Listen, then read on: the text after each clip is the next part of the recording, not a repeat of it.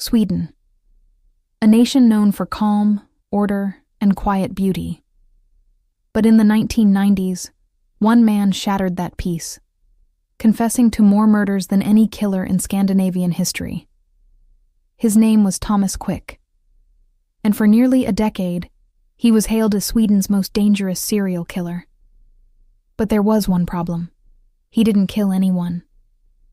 The beginning of a monster, Thomas Quick, born Sture Bergwall, grew up in Falun, Sweden, in the 1950s. His childhood was marked by violence, isolation, and addiction. By adulthood, he had become a small-time criminal, in and out of psychiatric hospitals. Then, in 1990, something strange happened. While in a high-security mental hospital, he began confessing to murder. At first, one killing, then another, then dozens more. He claimed to have murdered 31 people, men, women, children, across Sweden, Norway, Denmark, and Finland. The confessions. The details were shocking. Quick described each murder with eerie precision. Locations, victims, even emotions he claimed to have felt. Police reopened cold cases. And to their surprise, his stories seemed to fit. He knew things that weren't public. He cried in interviews. He drew maps. And soon, Sweden believed it had found its first true serial killer. Sound, tape recorder clicks, Quick's voice echoing, "I killed them all."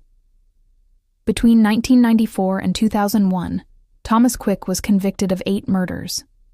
The media called him the cannibal of Sator.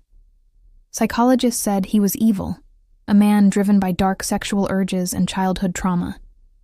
But deep down, something didn't add up. The Doubt journalist began noticing cracks in his story. No bodies, no physical evidence, no witnesses. And the few details Quick gave were often fed to him during therapy or interrogation. When police found nothing to back up his claims, they assumed he'd hidden the evidence too well. But one reporter, Hannes Rostam, decided to dig deeper. He interviewed Quick for months and uncovered something incredible. Thomas Quick had never killed anyone.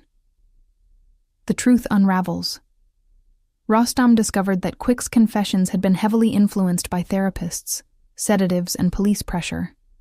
He was under the influence of heavy medication, benzodiazepines, morphine, and antidepressants, during nearly every confession. And the repressed memories he claimed to recover? They were hallucinations, delusions fed by therapy techniques that encouraged fantasy. Sound, pages turning, muffled hospital voices. He was rewarded for confessing. More drugs, more attention, more freedom within the hospital.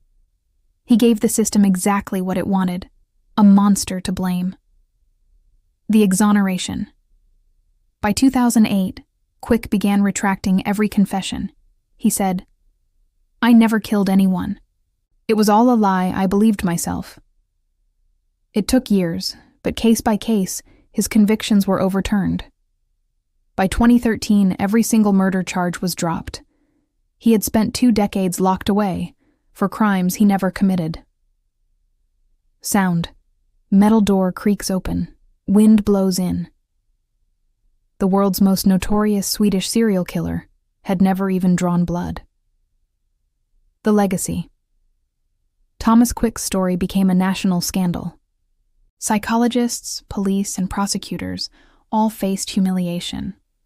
Sweden had built an entire mythology around a man who was simply lost and broken. Quick changed his name back to Sture Bergwall, and now lives quietly, speaking occasionally about the case that defined his life. His story raises the question, how much of evil is real, and how much do we create when we need someone to blame? Quiet, haunting tone. Thomas Quick, the killer who never killed, a ghost built from guilt, madness, and human error. Soft piano fades in, snow crunching underfoot. Next time we travel to Finland to meet Matti Haapoja, the outlaw who became the nation's first known serial killer. Please like and subscribe to Etris 1010